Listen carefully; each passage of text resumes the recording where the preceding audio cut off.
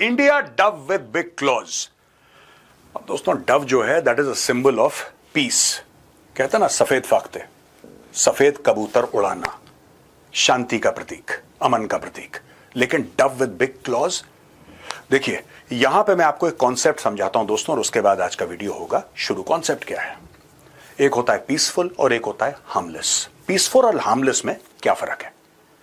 Peaceful वो है दोस्तों जो वायलेंस कर सकता है, जो लड़ाई झगड़ा खून खराबा कर सकता है, लेकिन उसकी चॉइस है कि वो लड़ाई झगड़ा खून खराबा ना करे, उसको कहते हैं पीसफुल। और हार्मलेस कौन है? हार्मलेस वो है जिसके बस का ही कुछ नहीं है। लोग आते हैं, चार थप्पड़ मार के चले जाते हैं, वो चुपचाप बैठा रहता है। और चुपचाप बैठा रहता है यानी कि ही इज हार्मलेस, उसके बस का कुछ नहीं है। India is a peaceful state, India is not a harmless state. और ये जितने भी देश हैं, चाइना, टर्की, पाकिस्तान, बांग्लादेश, इन्होंने डव देखा, इन्होंने भारत की क्लॉज नहीं देखी। आज मैं इस कॉन्सेप्ट के बारे में, लेटेस्ट जियोपॉलिटिकल हैपनिंग्स हैं उसके फ्रेमवर्क में आपको कुछ समझाऊंगा। बड़ा इंटरेस्टिंग वीडियो होने वाला है, आप एंड तक जरूर देखिएगा। यह कहानी हमने फर्स्ट पोस्ट से ली है दोस्तों। और Turkish foreign minister in Pakistan, top defence officials in Bangladesh was brewing. अच्छा, Turkey is part of Europe. अब आप बोलेंगे साहब इसका साउथ एशिया में क्या लेना देना, इसका पाकिस्तान में क्या लेना देना, इसका बांग्लादेश में क्या लेना देना? एक तो कॉमनैलिटी है तीनों के बीच में। All three are Muslim countries and all three are members of the OIC, organisation of Islamic cooperation. और तुर्की चाहता है कि चेकमेट करे सऊदी अरेबिया को। कॉन्सेप्ट समझिए। Turkish Foreign Minister Hakan Fidan and Defense Minister Yasir Guler landed in Islamabad on 9th July for talks with PM Shehbaz Sharif. तो foreign minister और डिफेंस मिनिस्टर तुर्की के पहुंचते हैं पाकिस्तान। ये वही तुर्की है जिसने अपने लोग भी सप्लाई करे थे, अपने ड्रोन्स भी सप्लाई करे थे। बायरक्टर ड्रोन्स के बारे में हमने आपको बताया था विस्तार से, डिटेल। यानी कि भारतीय शहरों में जो ड्रोन उड़े थे पाकिस्तान के, वो तुर्की के थे और उड़ाने वाले टर्किश आर्मी के थे। तो आज की तारीख में हमें यह पता लग रहा है कि foreign minister हकान Fidan and defence minister Yasir Guler दोनों के दोनों पहुंचते हैं इस्लामाबाद और वहां पे शहबाज शरीफ से बातचीत करते हैं। लेकिन शहबाज शरीफ का मालिक है आसिम मुनीर। आसिम मुनीर से भी इनकी मीटिंग होगी, चाहे मीडिया डिस्कस करे ना करे। एक परिक्रमा है, समझ रहे हैं दोस्तों? 25 किलोमीटर का फासला है बिटवीन इस्लामाबाद एंड रावलपिंडी। और यह परिक्रमा हर इंपॉर्टेंट बंदा जो पाकिस्तान आता है वो करता है। फोटो खिंचती है इस्लामाबाद में, फीते कटते हैं इस्लामाबाद में, फैसले होते हैं रावलपिंडी में। ये दोनों के दोनों भाई रावलपिंडी पक्का पहुंचेंगे। According to officials, the ministers are expected to explore defence industrial cooperation. समझ गए आप स्टोरी? Defence industrial cooperation. और यही चूरन तुर्की ने बांग्लादेश को भी बेचा है। Pakistan, Turkey agreed to deepen defense ties, target 5 billion bilateral trade. Pakistan and Turkey agreed to enhance cooperation in defense trade, energy and infrastructure, aiming for 5 billion trade. They also discussed counterterrorism, regional peace and economic zone development. अब एक बात सोचिए, सोचने वाली बात है। तुर्की क्यों इतनी तवज्जो दे रहा है बांग्लादेश को या फिर पाकिस्तान को? क्यों इतनी तवज्जो दे रहा है? तुर्की तो ना उसकी ट्रिलियंस ऑफ डॉलर्स की इकोनॉमी है, ठीक है, ना तुर्की के पास ऑयल है, ना तुर्की न्यूक्लियर पावर है। फिर टर्की ये दो गरीब मुस्लिम देशों के पास क्यों जा रहा है? वो इसलिए जा रहा है कि ओआईसी में वर्चस्व की लड़ाई है, राइट? एक तरफ ईरान है जो कि एक शिया कंट्री है, एक तरफ सऊदी अरब है जो कि सुन्नी कंट्री है। And both Shia and Sunni countries, Iran and Saudi Arabia, floating in oil. ये तैर रहे हैं तेल में, राइट? एक के ऊपर सैंक्शंस नहीं है, ईरान के ऊपर सैंक्शंस है। ईरान का 90% तेल दोस्तों खरीदता है चाइना। क्लियर है?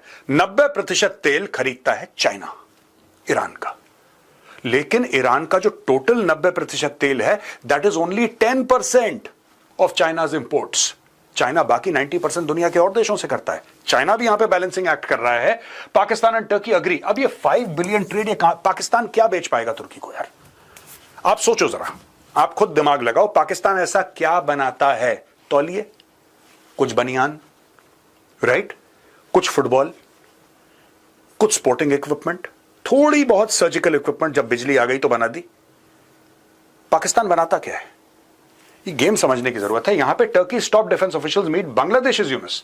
अब ये देखिए, बांग्लादेश के यूनुस से भी मिलते हैं। Military cooperation discussed, second bilateral meet in a year. अब ये सेकंड बायलैटरल मीट है, यानी कि एक साल के अंदर, पिछले 12 महीने के अंदर ये 2 मीटिंग्स इनकी हो चुकी हैं।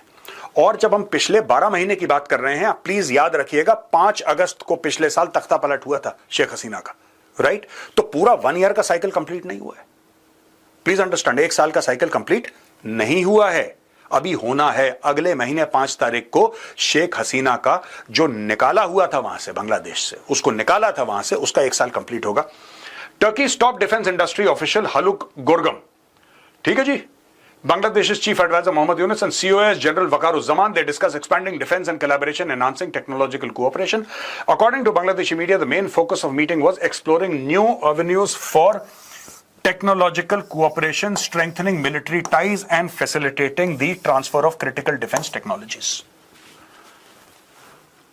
आ गई बात समझ में? यानी कि जो तुर्की है बांग्लादेश को की डिफेंस टेक्नोलॉजीज बेचेगा। इसमें क्या बेचेगा तुर्की? सोचिए, Turkey wants to project itself as a drone super power. तुर्की के पास है क्या? जो उसका कान फाइटर जेट का प्रोजेक्ट है, वो तो जब जहाज उड़ेगा तब उड़ेगा। आज की तारीख में Turkey is known for, in defence circles, Turkey is known for drones. क्या टर्की एक ड्रोन की मैन्युफैक्चरिंग प्लांट ढाका के आसपास कहीं लगाने की सोच रहा है? और अगर लगा रहा है तो क्यों? टर्की क्यों मदद कर रहा है बांग्लादेश की? इसलिए क्योंकि सऊदी अरब नहीं कर रहा, इसलिए क्योंकि ईरान कर नहीं पा रहा, राइट? इस पूरी लड़ाई में, ऑपरेशन सिंदूर में, आपने एक बात नोट करी होगी, कोई भी मुस्लिम देश, कोई भी हो वो, nobody spoke in favour of Pakistan. हाँ, एक छोट-मोट किसी ने, ओआईसी ने बोल दिया कि लड़ाई नहीं होनी चाहिए, टेंशन थोड़ा सा कम करो, डी एस्केलेट करो, लड़ाई झगड़ा, सीज फायर, ये सब। क्या किसी ने कोई माली मदद करी? किसी ने हथियार भेजे? किसी ने डॉलर भेजे? किसी ने भारत के, जो भारत ने रिस्पॉन्ड करा था पहलगाम के बाद, क्या किसी ने कंडेम करा? Nothing, zero. और पाकिस्तान जानता है इसीलिए कि एक अरब अलाइनमेंट है मुस्लिम कंट्रीज का, एक नॉन अरब अलाइनमेंट है। तो ये जो गेम चल रहा है बॉस, ये नॉन अरब अलाइनमेंट का है। टर्की नॉन अरब है, ईरान भी नॉन अरब है। तो ये गेम है इस्लामिक दुनिया के बीच में। ये गैप है दोस्तों, ये गैप समझने की बहुत जरूरत है। दोस्तों, ये मैप दिखाने का ये मतलब है कि ये जो है, आप यहां पे अगर देखेंगे, दिस इज अंकारा, टर्की, और इसके पूरा इधर है ये वाला area, towards the north, towards the west, right? This is Europe and Turkey is part of Europe. अब यहां से टर्की ट्रैवल करता है, यहां पे आता है, यहां से टर्की ट्रैवल करता है, यहां पहुंचता है। Look at this. क्या टर्की का कोई भी ऐसा तरीका है कि बाय शिप और बाय सी आ सकता है? डेफिनेटली, सुएज कैनाल इस्तेमाल करता है तो ठीक है, आ भी सकता है। लेकिन फिलहाल टर्की क्या कर रहा है? Turkey is crossing nations to reach Pakistan, it is crossing nations to reach Bangladesh. और बहुत इंपॉर्टेंट है, अगर तुर्की चाहता है लॉन्ग टर्म में भारत को चेकमेट करे, तो भारत के वेस्ट और भारत के ईस्ट में उसको पोटेंशियल दुश्मन चाहिए, और यही चीज चाइना भी कर रहा है। आपको पता ही है।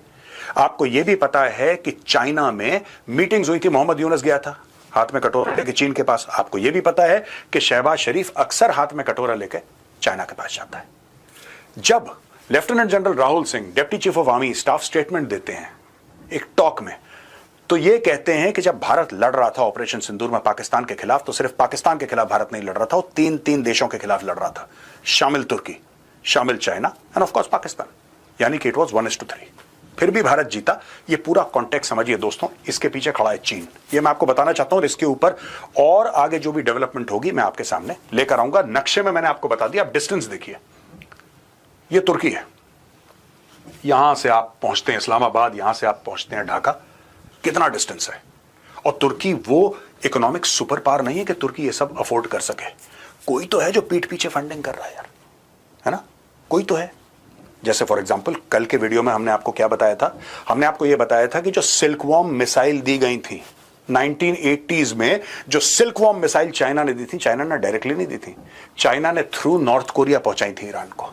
आज की तारीख पे चाइना डायरेक्टली दे रहा है, लेकिन उस जमाने में क्योंकि सैंक्शंस थे, और नए नए सैंक्शंस 1979 के बाद लगे थे, जब खुमैनी की रेजिम आई थी वहां पे, तब चाइना ने बोला कि ठीक है, हम तुम्हें पालते हैं, हम तुम्हें पोसते हैं, लेकिन हम तुम्हें डायरेक्टली नहीं देंगे, हम थ्रू नॉर्थ कोरिया देंगे।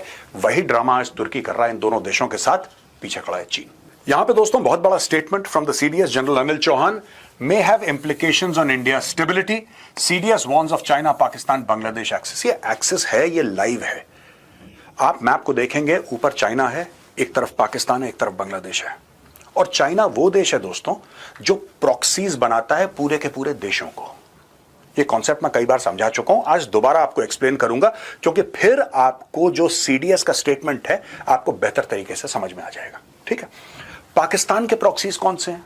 लश्कर तैयबा, जैश ए मोहम्मद, हिजबुल मुजाहिदीन, ये पाकिस्तान के प्रॉक्सीज हैं।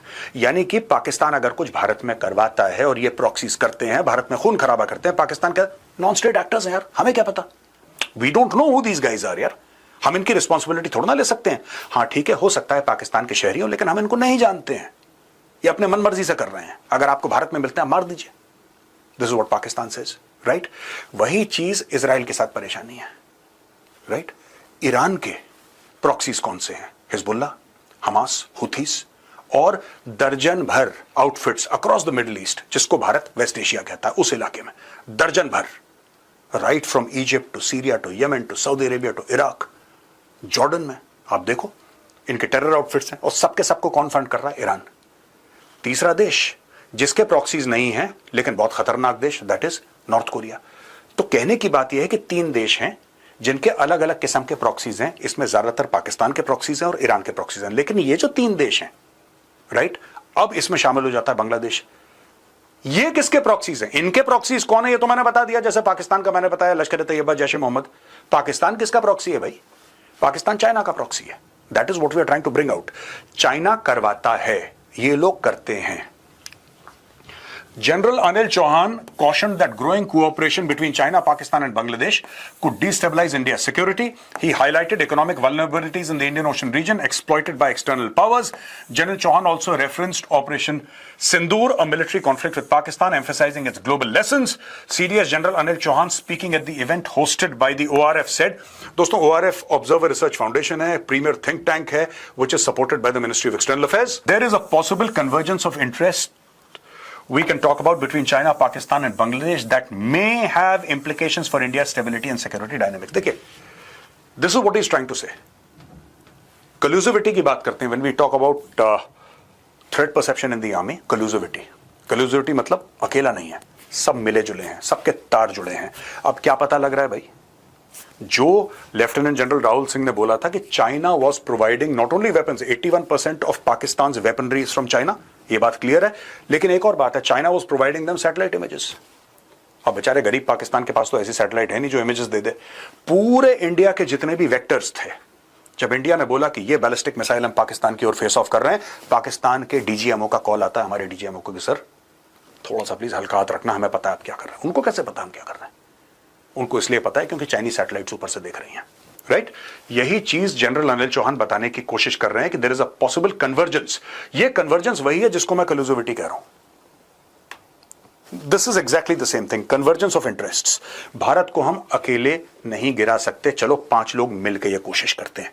देसी में मैंने आपको समझा दिया पूरा। The CDS highlighted how economic challenges in the Indian Ocean region have open doors for external actors to expand their influence, और ये होता रहेगा दोस्तों। भारत इस शो में लेट एंट्री भारत ने मारी है, राइट? मैं आपको यह भी बता देता हूं भारत ने कौन सी एंट्री मारी है। अभी रिसेंटली क्या बोला था कि हम लोग क्रूज मिसाइल्स दे रहे हैं ग्रीस को, 1500 किलोमीटर का रेंज है, नेवल वर्जन का 1000 किलोमीटर का रेंज है। तुर्की का गला सूख गया, तुर्की कहता है भाई ये क्या चीज हुई, आपका क्या मतलब है? आपका क्या मतलब है लॉन्ग रेंज मिसाइल्स देना आपको? आप 1500 किलोमीटर की मारक क्षमता वाली मिसाइल्स आप दे रहे हैं ग्रीस को, क्यों दे रहे हैं? अब पता लग रहा है कि साइप्रस को भी हथियार दे रहा है भारत। साइप्रस बगल में है, आप मैप देखिए आपको पता लग जाएगा, Cyprus is just close by, stones throw. इसके पहले भारत आर्मीनिया को वेपन्स दे रहा है, क्यों दे रहा है? बगल में अजरबैजान है। तो ये चेस का गेम चल रहा है दोस्तों, ये चेस का गेम चल रहा है। अब भारत इनको और परेशान, देखिए जितना तुर्की सपोर्ट करेगा बांग्लादेश और पाकिस्तान को, भारत उतना सपोर्ट करेगा ग्रीस को और साइप्रस को, ठीक है? वहां पे अजरबैजान में हथियार आ रहे हैं, उनको हथियार कौन दे रहा है? Pakistan through China. तुर्की हेल्प कर रहा है, अब आर्मेनिया को हथियार दो। यहां पे कई सारी कंपनीज हैं जो आर्मेनिया को हथियार बेचती हैं, मैं उन कंपनीज का नाम लेना ठीक नहीं समझूंगा, लेकिन जब भी कोई भारतीय कंपनी कहे कि एक अच्छा एक्सपोर्ट ऑर्डर मिला है, आप मान के चलिए 50% चांसेस ये हैं कि आर्मेनिया जा रहा है हथियार। बहुत बड़ा हिंट मैंने आपको दे दिया, ठीक है?